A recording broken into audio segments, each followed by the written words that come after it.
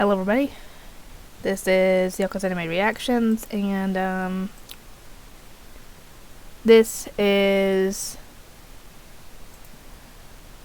my review for High School DxD Season 4 Episode 9, and this episode is actually the one I was thinking of, where we get an explanation as to why Issei is kind of an airhead, and a bit of a, how they put it, a brainless dildo. But I call it an a-hole, but as to why he is unaware of the president's feelings, or rather Rios' feelings. And, he's still mulling over this, and as to why, he's trying to figure out what the heck is going on, and like I've said, it's being subtle, but it's not like she's being so subtle that only the smartest a person, or most, dang it, what will be the word for it? I guess the best person to figure out the psychology of women would be able to pick up on it. Essentially, no normal person would be able to pick up on her cues. It's not that she's being that subtle. No. No, she's kissed him at least a few times since the end of Season 1. And, she does think that some of the other girls do. She sleeps naked with him in his bed, and I know Astia has done that a few times as well. So it's not like she's not dropping any hints or anything. They're a lot more subtle than the other girls, but she's not dropping really subtle hints. And Konako and Akano show up to do, their healing thing on him, because he still, I guess, has, some, residue of energy or injury from using that, from using the Juggernaut thing before. I think that was the issue.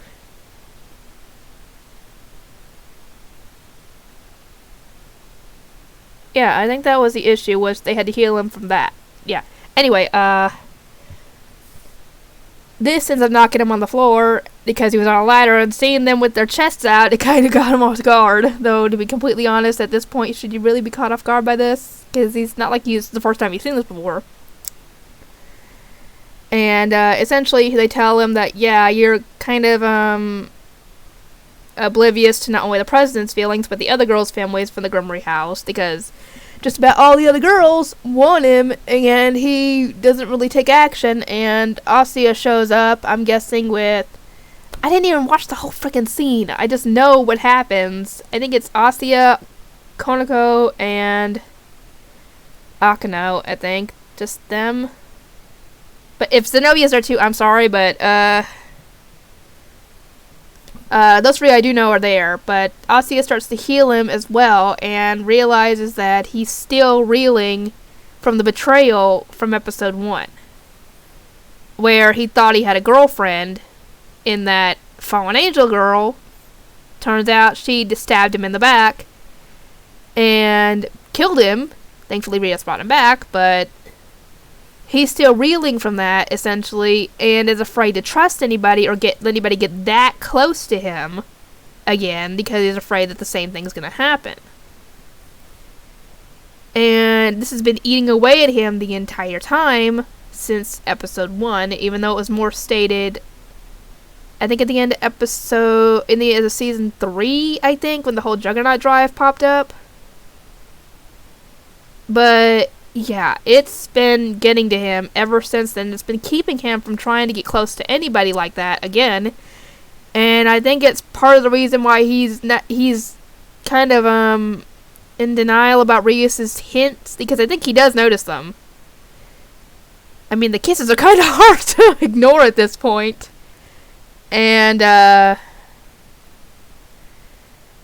but yeah, that's why he is so afraid to get that close to anybody, is because of that. He's afraid he's going to get hurt again. And I can kind of understand it, but I think you would think he would know by now that none of those girls are going to hurt him. None of those girls are going to betray him. None of them will. Especially not Astia, especially not Rios. They are not going to do anything to hurt him, but I guess it's just a psychological thing, essentially. That even though he probably knows this, it's still preventing him from doing it. And thankfully they help him with this issue and try to help him, get over the issue, thankfully. And what else ends up happening in this episode? The start of the raiding game happens. And when they're waiting for the thing to start, Riser shows up. And it actually paused in this episode because I thought for a second that he had a wedding ring on.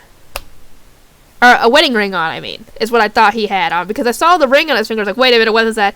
And I kind of backpedaled a bit in the reaction to see if that actually... Could somebody tell me what that was? If it's just a regular decorative ring, like some people wear regular rings for no reason, but if that's the case, fine. But if it's not, it's actually a wedding ring, who's the lucky lady? Because it's definitely not Rias. Anyway, he shows up and gives them some advice for the raiding game. And, because he used to be the undefeated champ before the other guy showed up. It's not Cyberorg, it's the other guy, who is Cyberorg's advisor for this. Anyway, it starts and everybody is given a point value. The pawns are given a certain value. The king, Cyberorg's given 12 points, and Rias has 8 points for her as the king. And they roll dice. However much it rolls up to is the number of points you can spend to send somebody in. Like, let's say they roll 12. They could end up sending a bunch of people in. Their point values add up to 12. Or they could just send in Rias and somebody else. Or they could send in Cyberorg for a battle, for example. It's just a matter of what they roll and what they decide to pick. They end up rolling a certain number. I can't remember what the number of points, the point values were, and they send in Kiba for the first one, and Cyberorg sends, I guess, his knight in. Or at least one of his knights. I don't know how many he's got, but... And, yeah, that's essentially the end of the episode. It's very interesting and very nerve-wracking because I don't know how this is going to end. I haven't seen this. I don't know how the final battle ends at this point when I'm watching this, or any of the other matches. But everybody is allowed to use 2 Phoenix tiers in this whole raiding game. Each team is allowed 2 Phoenix tiers. I think. Or was it 1? Let me think. Was it 1 or was it 2? Shoot.